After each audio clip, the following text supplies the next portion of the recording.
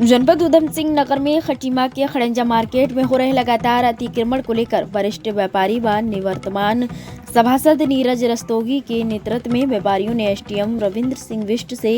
एक बार फिर मुलाकात कर आपत्ति जताई तथा फड़ और ठेले व्यवसायियों तथा वाहनों द्वारा रोड पर किए जा रहे अतिक्रमण को तत्काल हटाने की मांग की।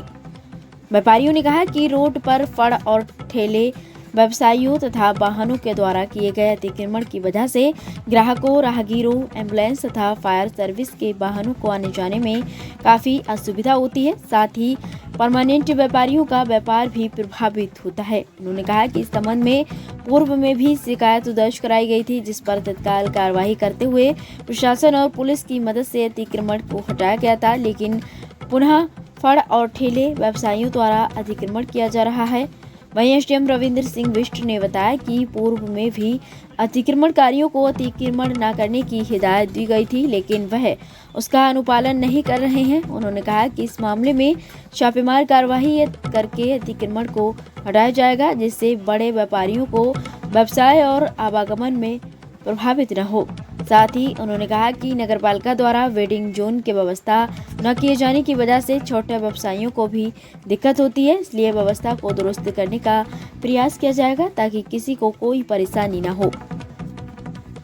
एएचएन मीडिया के लिए गोरखनाथ की रिपोर्ट। मुलाकात होने के बाद उन्होंने पहले भी जब अभी छुट्टी में थे तो उन्होंने लगातार कार्रवाई करते रहे और तत्काल व्यवस्था जो उन्होंने की थी वो की भी है, लेकिन आज वो मौके पे खुद आने के लिए उन्होंने आश्वासन दिया है। और क्योंकि एचएम साहब ने ये कहा कि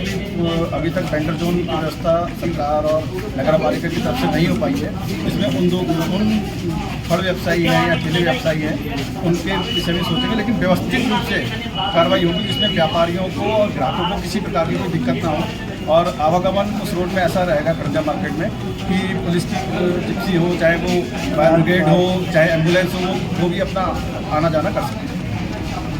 देखिए, खड़ंजा मार्केट में जो हमारे फड़ व्यापारी हैं जो मोबाइल स्थिति में रहते हैं वो थोड़ा सा आउट ऑफ कंट्रोल हो जाता है, जिससे जाम की स्थिति पैदा हो रही है। और जो वहाँ पर मेन हमारे जो